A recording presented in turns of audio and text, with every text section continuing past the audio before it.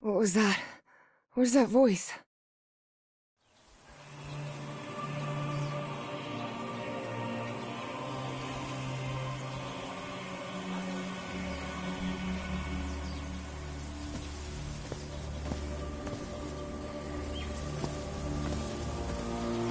This is the story of a young girl. A girl who had strange and disturbing dreams.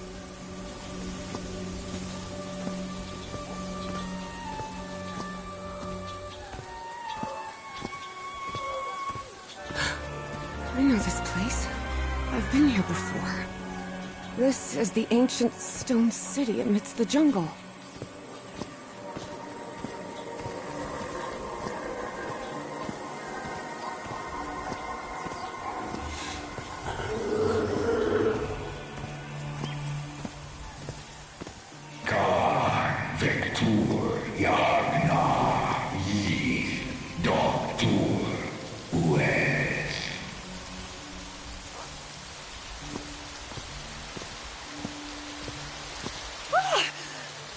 Oh, sweet Jesus.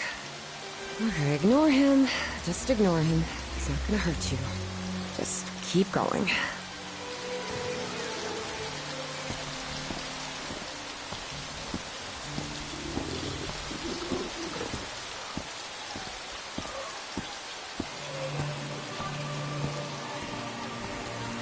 This constellation. Where am I? This is not the Earth.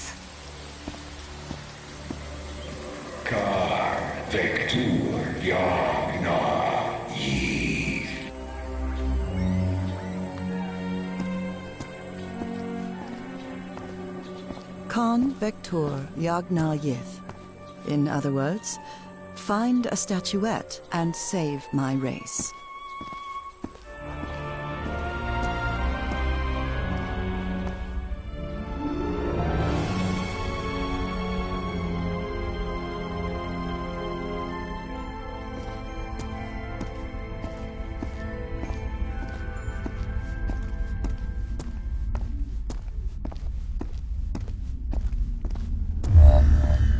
Statuette!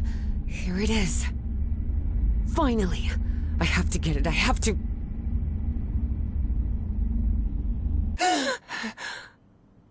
This is the story of Evie Drayton. Quick. Before I forget. Where did I put my notebook? I have to write everything down. Looking for answers was part of Evie's observant nature and analytical mind. Her recurrent dreams began shortly after a period in 1956, when she'd completely lost consciousness. Thank goodness. Still have a couple hours until thermodynamics class starts.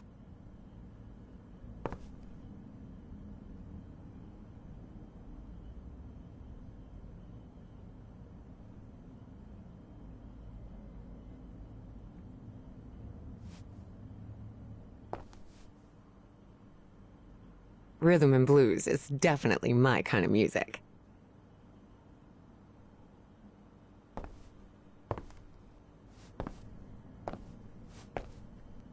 Uncle Mo showed me a trick or two when I would help him in the motor shop. Tinkering with gadgets always puts me at ease. I was lucky to be accepted at Miskatonic. It was one of the first universities in Massachusetts to admit non-white students. I couldn't leave my science fiction book collection in Benoit.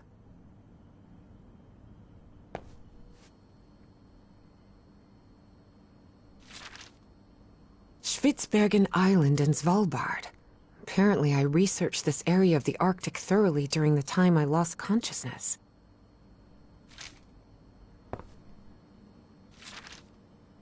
This photo was taken during my amnesia. I don't remember anything about it. This scary fellow that haunts me in my dreams is a Dimetrodon. He roamed the Earth 200...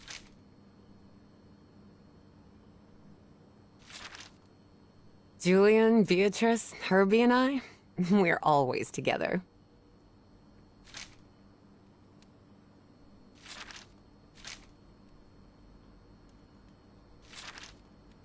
Beatrice, along with me, is one of the few ladies studying physics at Miskatonic.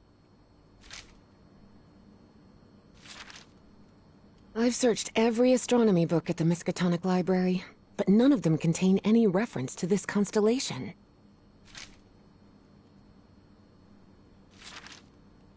When I saw this picture, I couldn't believe it. It's the same statuette I always see in my dreams.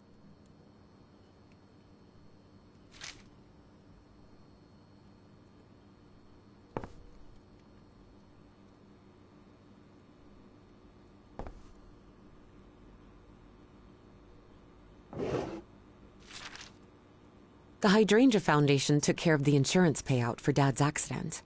I had scholarships to attend several black colleges in the South, but it was the Foundation's money that allowed me to cover the tuition here at Miskatonic.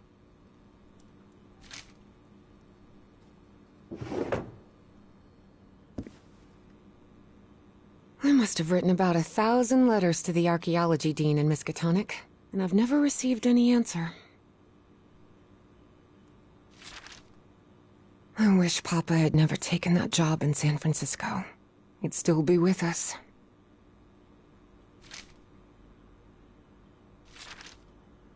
I've always been a good student, but during my amnesia period, I almost reached excellence.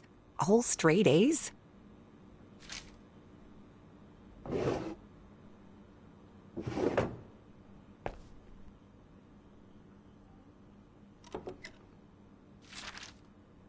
The medical report from my amnesia episode.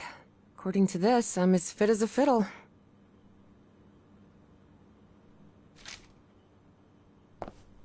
No, I have to write down what I saw in my dream before leaving my room. Oh, here it is. Evie's Nightmare Journal. Evie was worried that someone might read it. That's why she kept it locked away under that complicated padlock.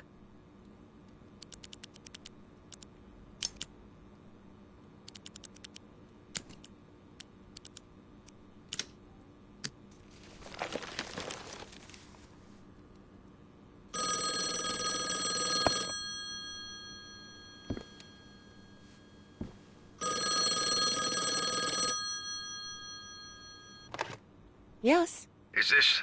are you Evangeline Drayton? That's right. Who am I talking to? I am the Dean of Archaeology at Miskatonic University. I believe you wanted to ask me some questions, right? Yes. Yes, of course. It's a pleasure to finally meet you, Professor Meet me today at 6 p.m. at 5 Prospect Road, outside of Boston. Boston? That's almost a 2-hour train ride from Arkham. I thought Do you want to talk or not? Yes, yes, of course. I'll be there. 6 p.m., Prospect Road.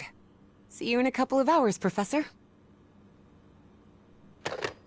All right, I should get ready. There's a lot of information here about my strange dreams and my amnesia. I'd better go through it again before I leave. I don't want to miss any questions when I talk to the professor.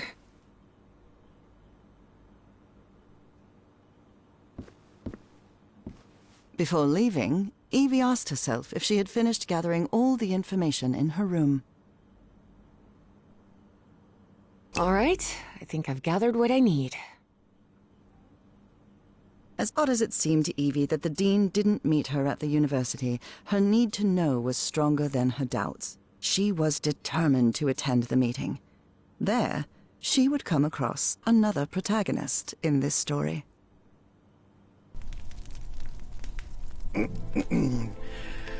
So, you have finally decided to talk to that young lady, Professor. Yes. Acknowledging responsibility for our previous mistakes is vital to moving forward. You've taken a crucial step in... Listen, there's no need for us to talk, Doctor. The only reason I let you into my house is because you insisted it was necessary to prescribe my medication. This is also the story of a sad, guilt-ridden, and lonely man. This is the story of my husband, Professor Harry Everhart. Yes, I know well enough that discussing the effectiveness of our therapy sessions with you is futile. But you need to understand that therapy is just a part of the whole treatment. Without it, I can't go and... Then ask whatever you deem necessary, and let's get this over with as soon as possible. Fine. What about your position as dean at Miskatonic University? We talked some time ago about your relationship with work. Was somewhat obsessive. I didn't say that. You did. Well, you told me you practically lived secluded in this very home, and the only thing that drove you to leave it was your job obligations. So, how would you define that?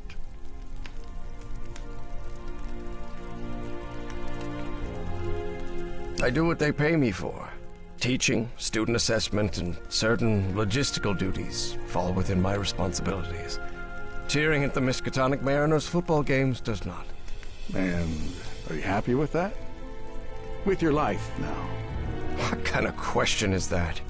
Well, I'm asking it because it sounds like you're subjecting yourself to a kind of self-punishment. I am not. Next question. There's another topic you've never wanted to delve into, Professor. Would you now be open to... You're going to do it anyway, so go ahead. Okay. What happened to your wife, Professor? She died at home after a long disease. Harry hated giving details about my death. Especially if those details meant talking about a certain expedition and deaths other than mine. I see. And how do you feel about that and all? What's my wife got to do with all this? You see, the reason I'm asking, Professor, is because when we began therapy, you mentioned visions. Some sort of oily shadows casting themselves on the wall. You mentioned those visions began shortly after whatever happened to your wife. So, tell me, do you still see those shadows, Professor?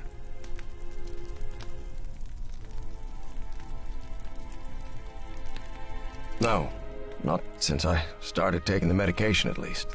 Harry had tried everything, and none of it worked. Not even the medication that helped him sleep could take away those oily shadows. But he kept it to himself. Listen, there is something different I want to try in today's session. I believe hypnotherapy might... Don't even think about it. Hypnotism is a scam. Professor, with all due respect, I believe you're mistaking mesmerism with hypnotism. Even so, if you want me to prescribe the... You won't give me my medication unless I submit to your quack experiment, is that it? I'm deeply sorry you see it that way, Professor.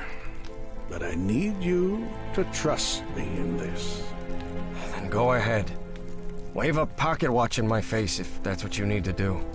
There's no need for pocket watches, Professor. The sound of a metronome will be more than enough.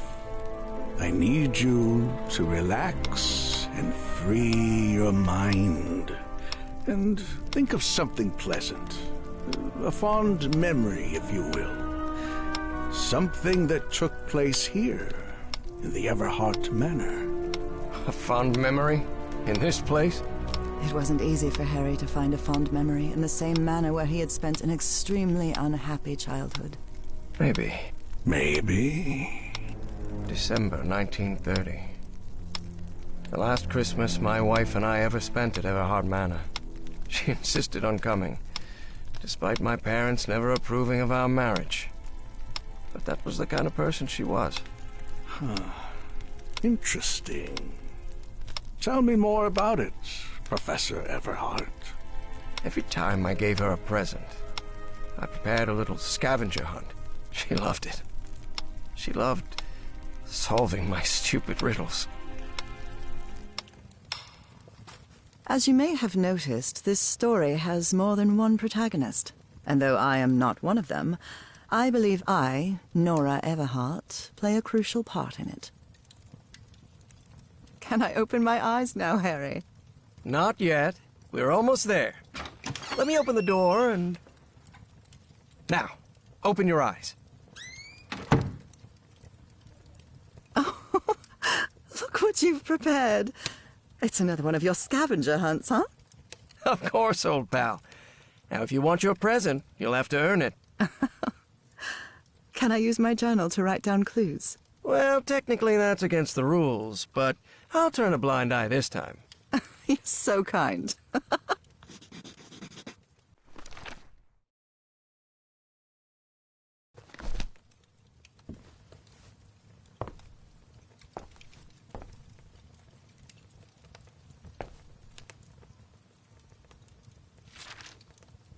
A new decade.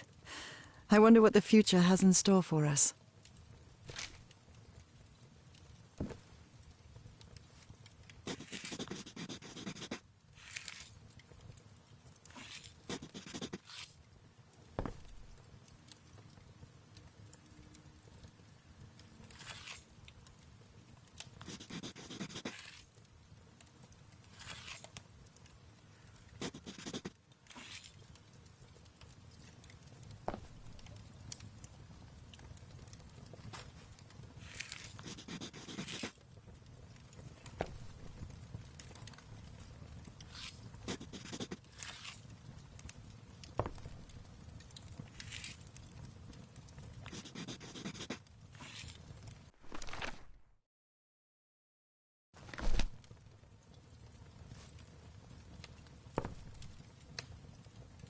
I wonder what my darling husband is keeping locked up in here. You'll have to put that brain of yours to work to find it.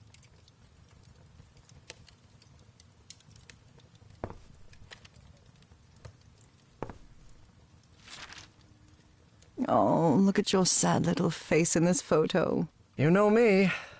I've never been the life of the party. Wait. There's something wrong in this memory. This wasn't... Ignore it. Focus on that moment. Your wife. That happy memory.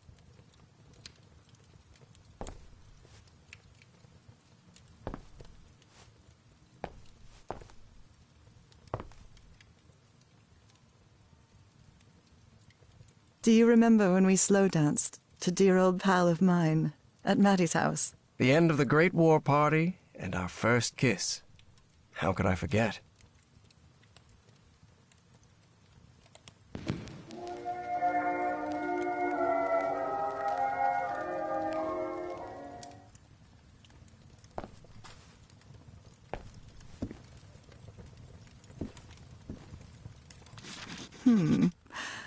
What are you up to now? Oh boy, what a drawing. Is this supposed to be a tree? Of course it is. I'm doing the best I can with my limited art skills. Well, at least you're good at playing the piano. I'm seeing those oily shadows in here. Why am I seeing those shadows? Focus, Professor. Keep remembering.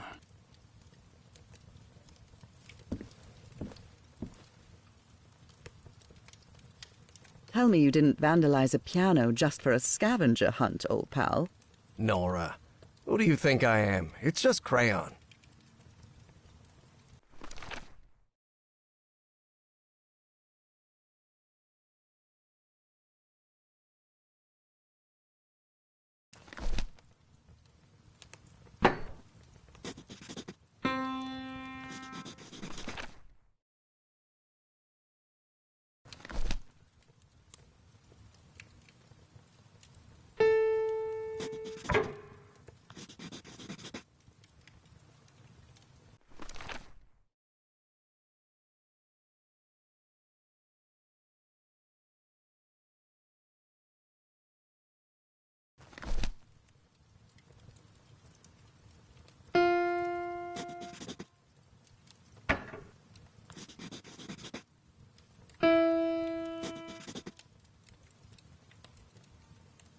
This darkness. Everhard Manor. But my house is not... Professor, don't drift off. Keep going.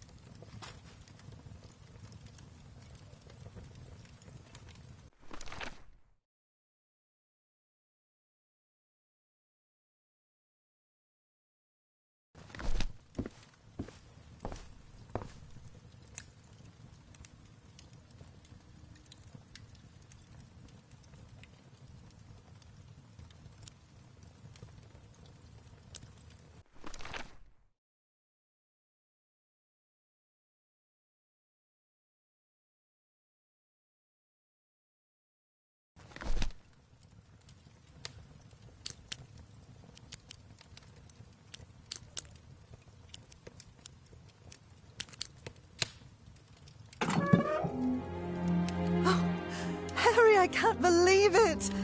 It's that statuette! And it even has a black ooze orb.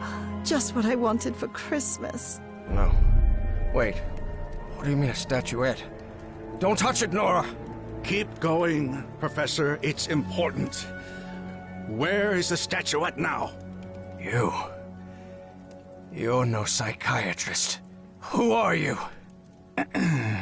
I'm not going to ask you again, Professor Everhart.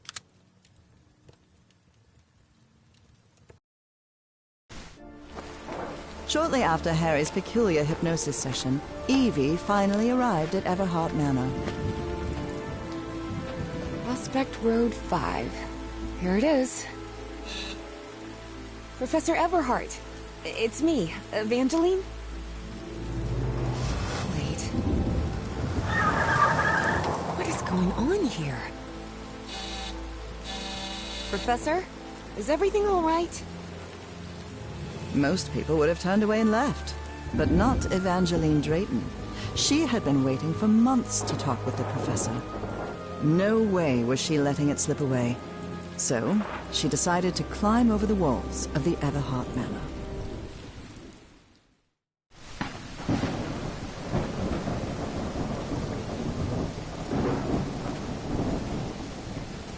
Ugh. This looks like something straight out of Tales from the Crypt.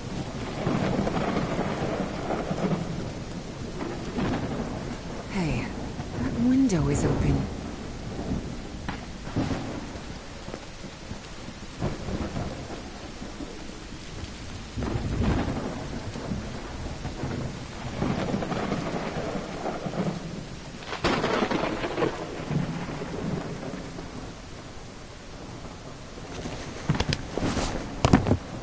Professor Everhart. It's me, Evangeline.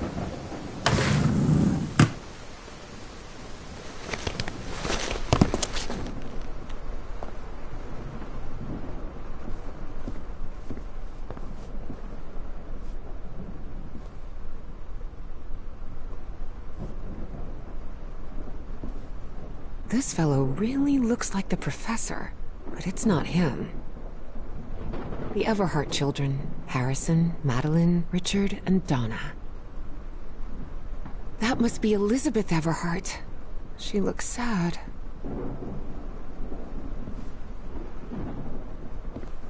It appears the Everharts have been quite well off for generations. Or so they used to be.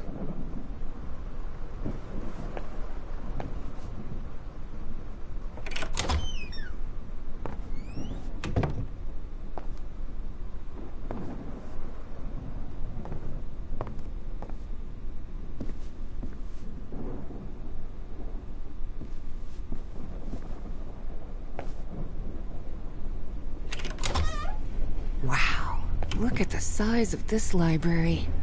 It's almost as big as Miskatonic's. Actually, it wasn't even a third the size of Miskatonic's library, but young people can be terribly impressionable at times.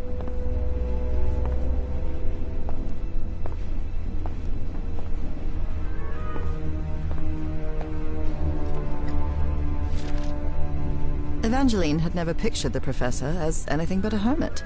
Certainly not someone his relatives still worried about.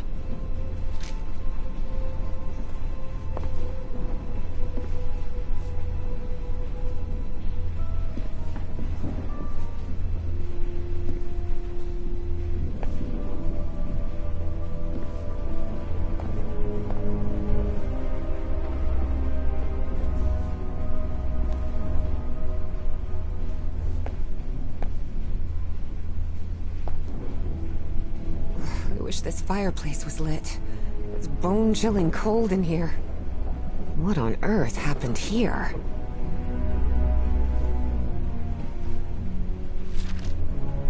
Troubling absences in my memory. That's exactly how I felt during those 3 months of 1956.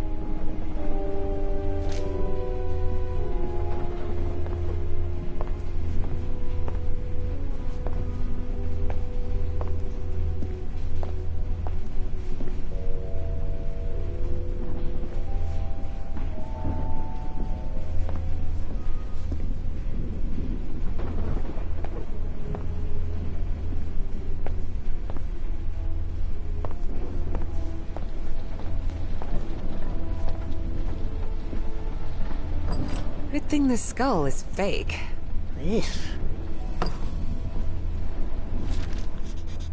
Rich people definitely had weird ways of entertaining themselves. But it wasn't mere entertainment. Harry's mother's life had long been shaped by tragedy, and she had become...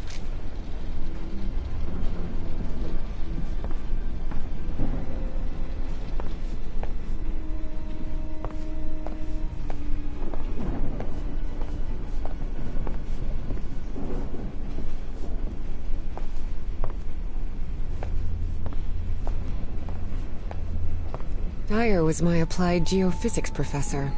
He was very strict. Strange character.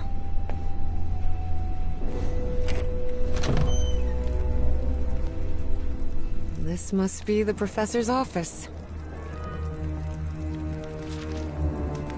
Greenhouse. And the mausoleum.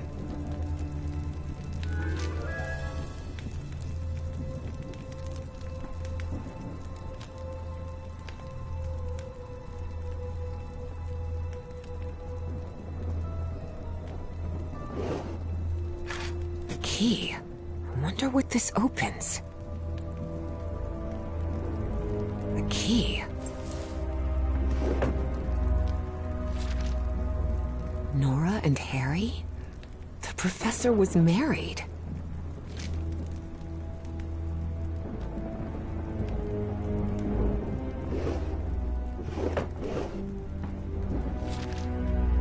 Despite his tone, this Bowen fella doesn't seem particularly friendly.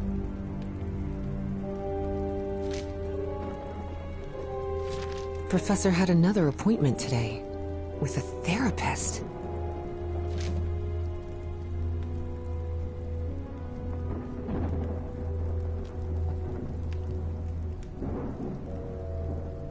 A lapel pin, with a rather peculiar emblem.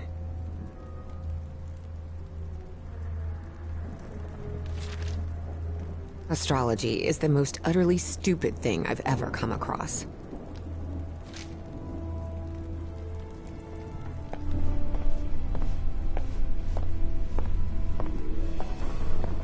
There's something oddly comforting about spinning these globes.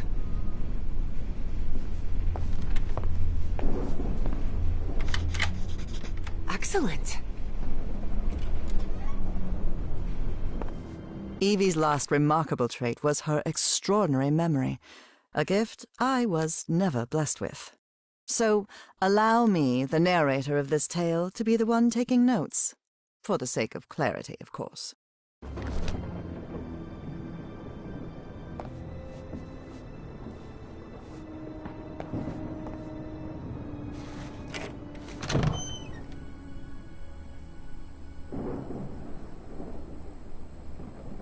A ripped canvas. The man's definitely a dead ringer for the professor.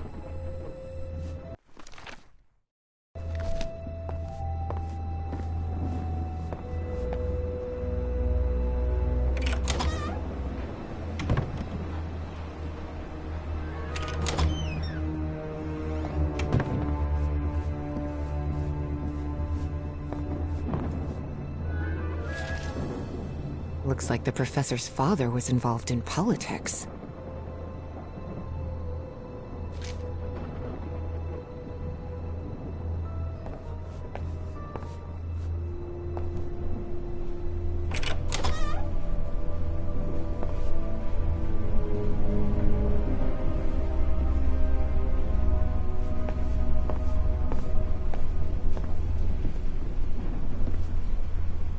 Torn canvas.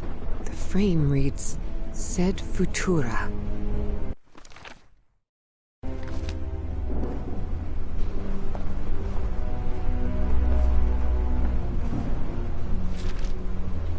There are a lot of pictures of that fireplace, mainly shadows. Beginning to suspect the old professor's lost a few marbles.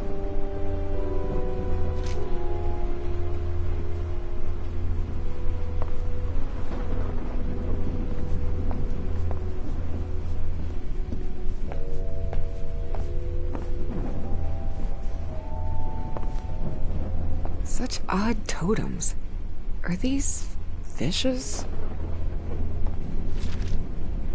So Professor Everhart set on an expedition to the Pacific. I never pictured him as an adventurer.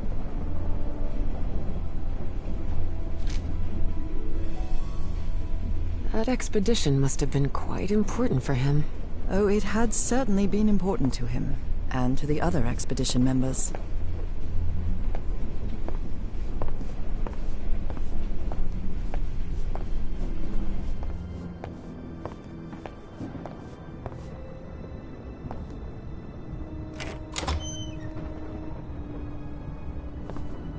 Wow, this room is really depressing.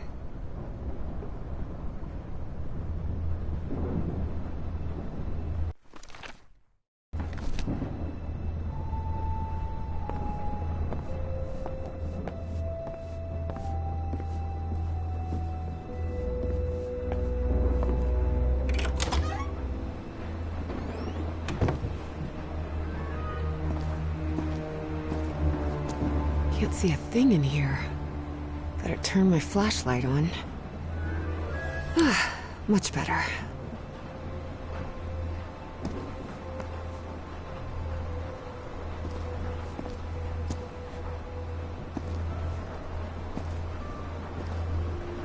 These tools haven't been used in a long time. That explains why the garden was an absolute mess.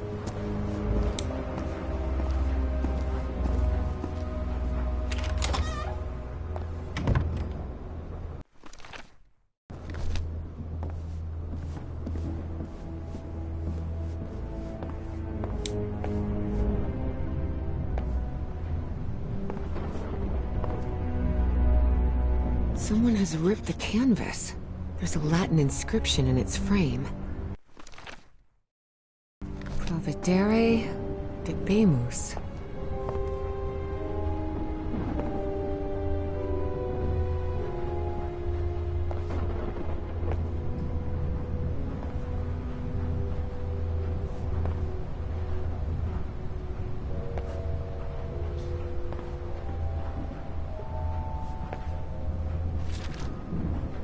Driver's license of a certain Manuel Silva.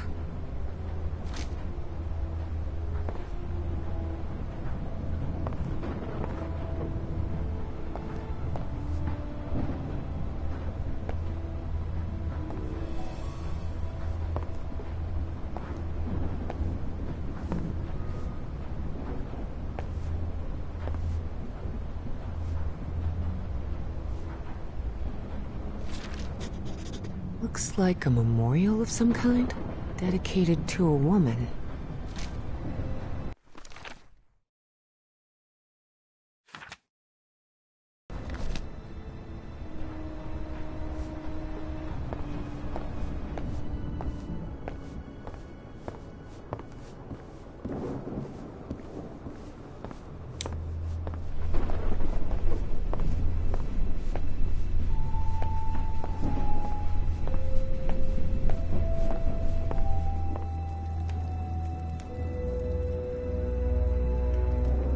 Books in different languages. Spanish, Italian, German, Latin. Looks like one is missing.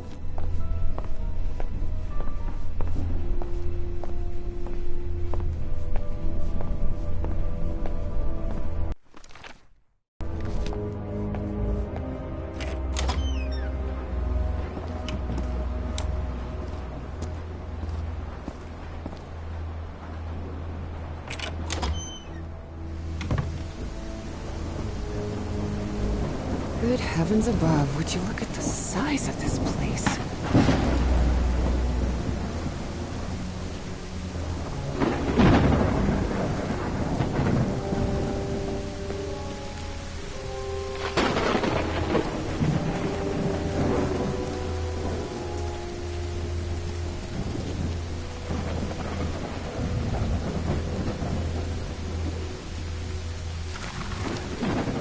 vase-like thing with a face engraved on it can be rotated.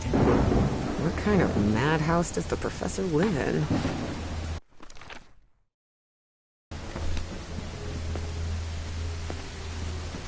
Careful. The stone staircase is slippery.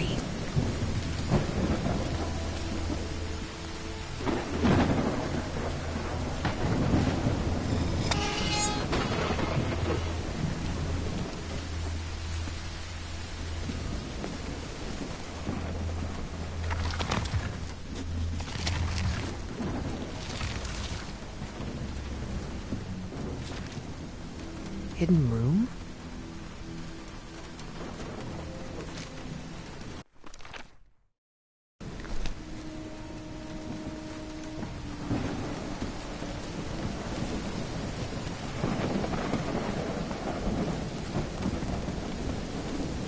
Gosh, this is so beautiful. Yeah, it's a woman's grave. Nora Everhart. This must be the professor's wife. Evie's such a graceful and elegant woman. Evie certainly had a keen eye for beauty.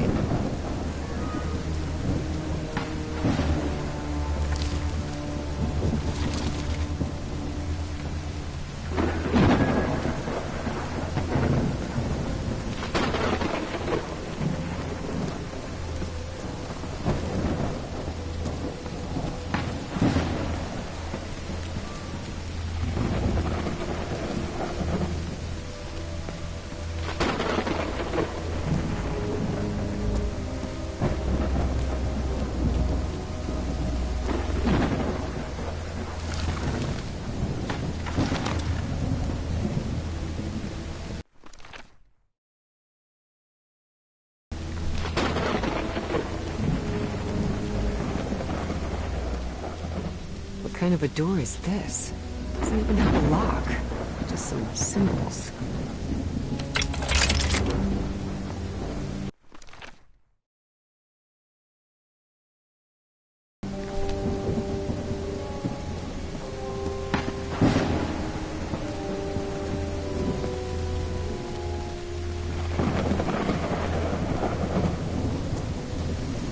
Darn it.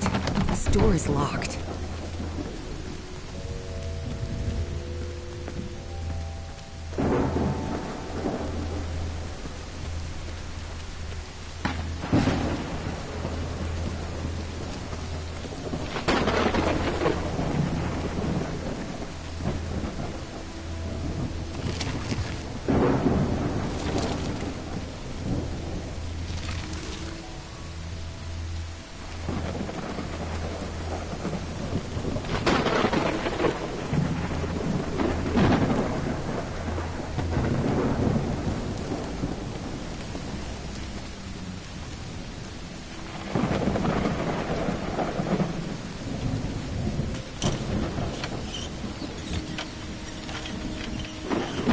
Looks like there's a symbol carved into that bucket.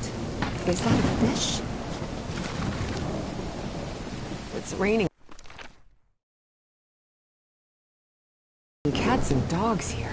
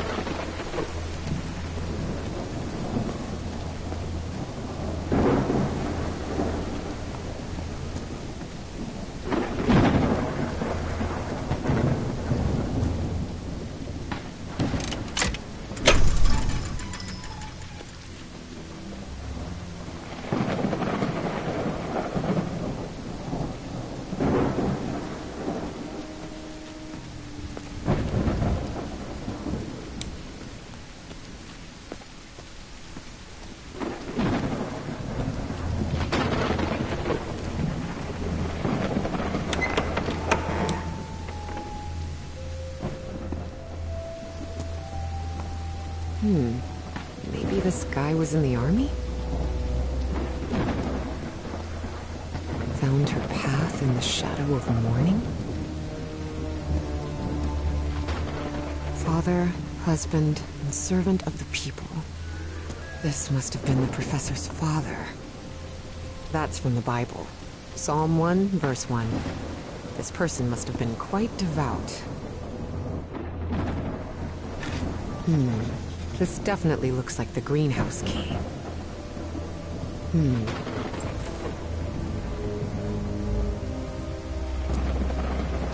Oh dear.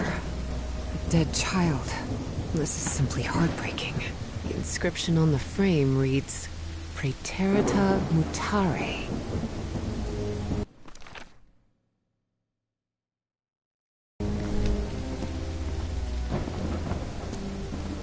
Harry rarely spoke of his brother John, mostly because he had never known him.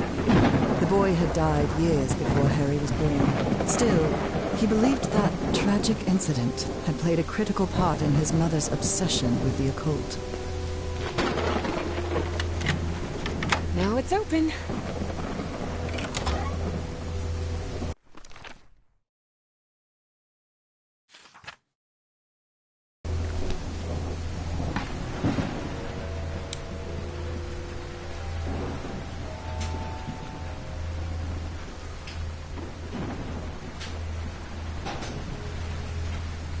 The professor really seems to be interested in botany.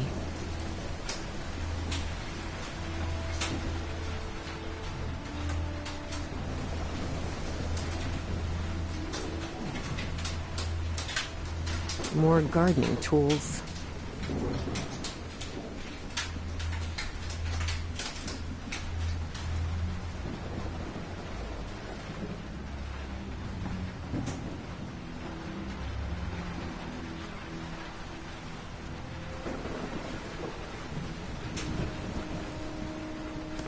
It appears to be a Spanish edition of the science fiction novel The Future Eve. I'll keep it, just in case.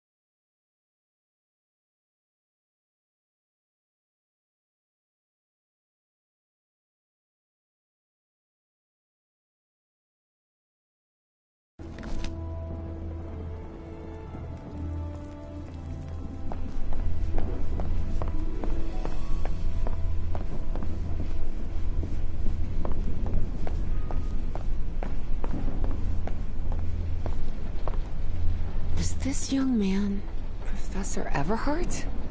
It does look like him. There's something written in Latin on his frame. Non possumus.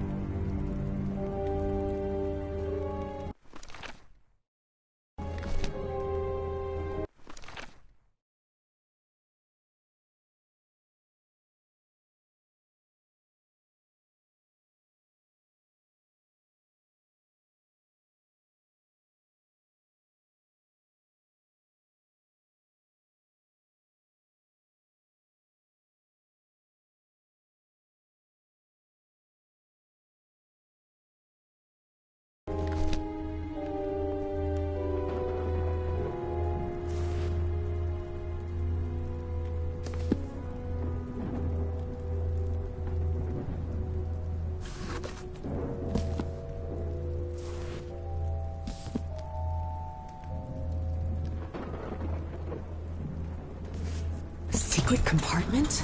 Evie had never been good with languages, least of all a dead one like Latin. Even so, she managed to grasp the general meaning of the phrase. We can't change the past, but we must anticipate the future. Unbelievable. There's some kind of secret compartment in the fireplace. Feels like a mystery novel. Looks like a music box of some sort.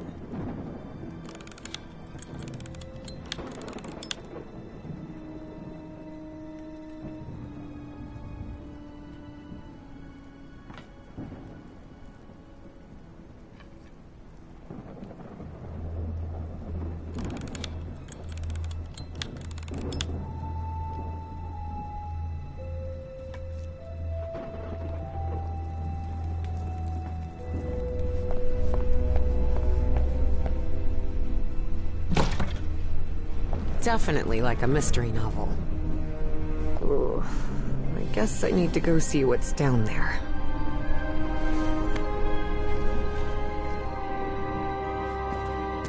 Professor!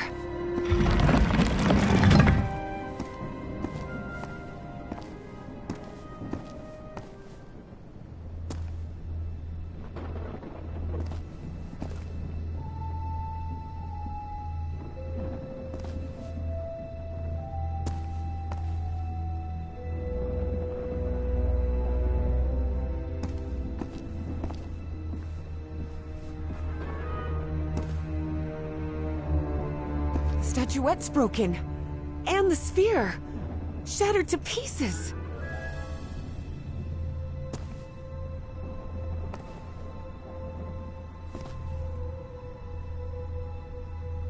Professor!